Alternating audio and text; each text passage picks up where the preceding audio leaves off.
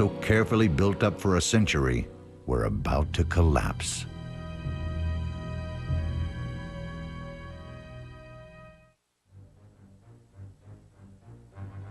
After the ravages of the World War I battles in its vineyards, Champagne's wine growers had almost no recovery time before disasters began to strike them again.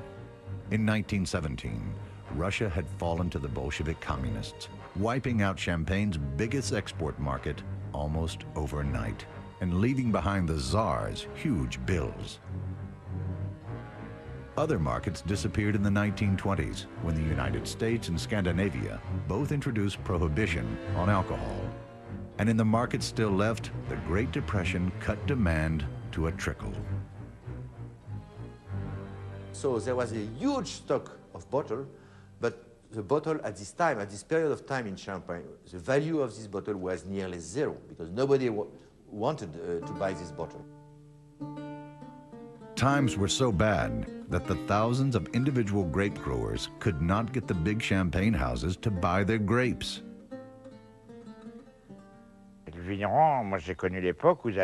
I knew growers who made still wines from their grapes, then went by horse and cart to sell it to cafes.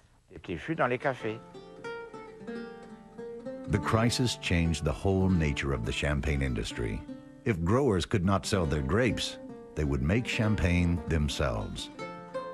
Many of today's cooperatives and small family businesses sprang up during the Great Depression, born of despair.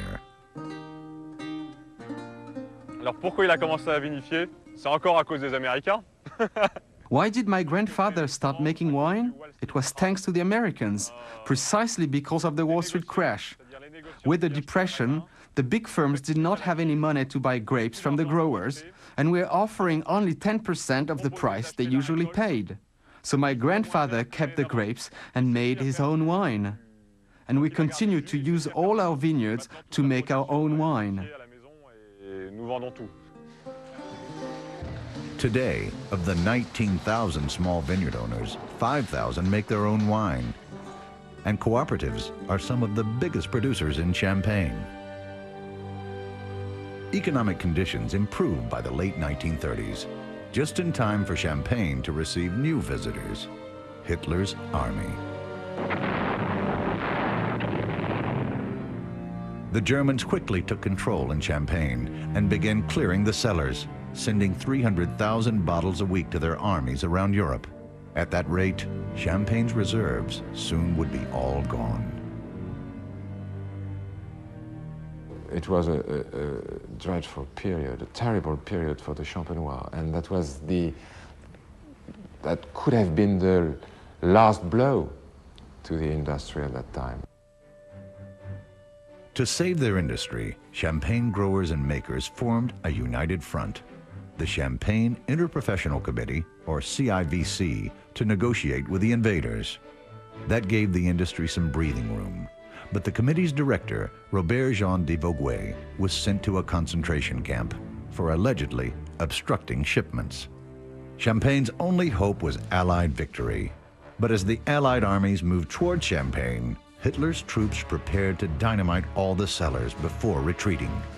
However, General George Patton's American army swept into Champagne in August 1944, earlier than the Germans had expected, and Champagne's unique underground cellars survived by the skin of their teeth.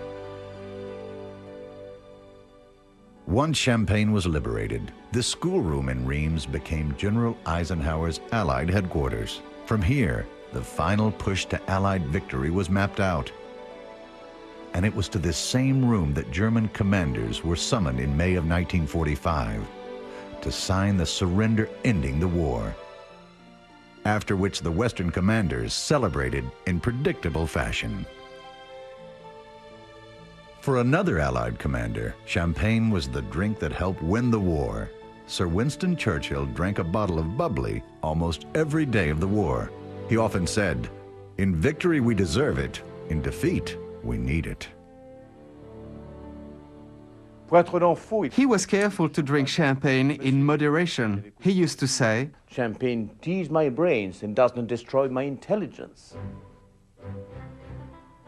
Churchill had his champagne delivered to the Prime Minister's residence in special bottles, 2/3 the normal size. Because he said a full bottle was too much to drink alone, and half a bottle was not worth the scalding he got from his wife. He often said, at least I'll have enough champagne to energize my spirit and to stimulate my mental faculties, and my wife will be satisfied enough.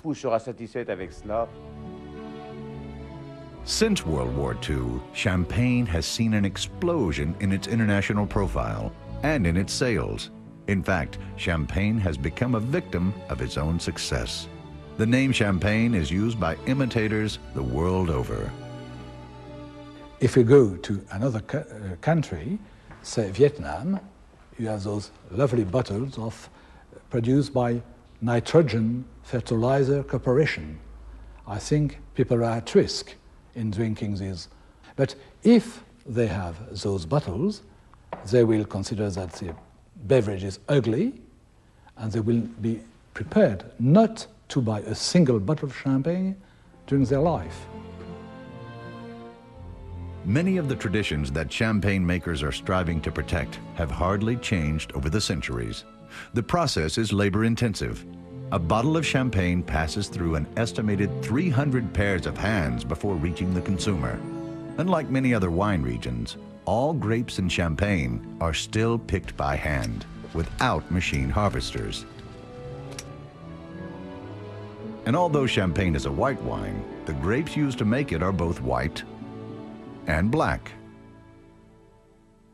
Le Chardonnay, c'est un raisin blanc. Chardonnay, of course, is a white grape that gives white juice, very clear white juice, the same color of Champagne itself. But you also have to realize that 2/3 of the grapes are Pinot, black grapes with black skins. But they also give clear juice. And that's the secret of Champagne. We can make white wine with black grapes. Faire un vin blanc avec des raisins noirs.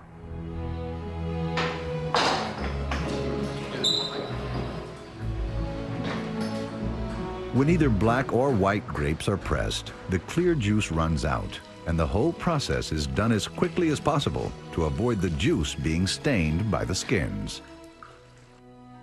The juice is sent straight from the presses to the fermentation vats. At most houses, these are large modern tanks, but a few firms still prefer to ferment their wines in traditional oak casks. After it's fermented the first time, there's no sparkle in Champagne. All that the makers have is a collection of still white wines, much like those all over the world. But from this point on, there's a metamorphosis.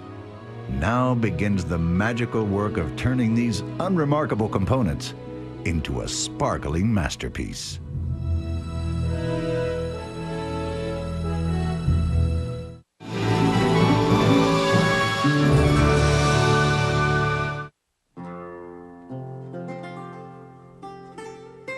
Every winter in Champagne, the region cellars are full of new white wines, made from the previous spring harvest. Now begins the job of putting the sparkle in the bottle. The first major step is blending.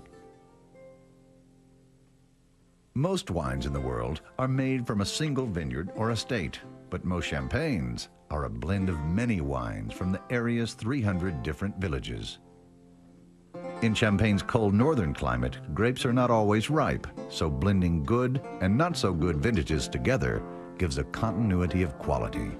After every harvest, winemakers spend weeks tasting, smelling, comparing, and mixing individual wines to create a house style. As many as 70 different wines can be combined in a single Champagne blend. When you blend, you create a symphony. So what you do here is you really associate together the qualities and the character and the voices of different instruments. You create a symphony. So you have to know at this moment how what you are blending from this vin clair, who are young, some are sharp, some are this and that, etc. And you have to know that what you are doing today, this which we just made, will turn into this in 6 to 10 years. So that is where the challenge is. Blending Champagne is an art form.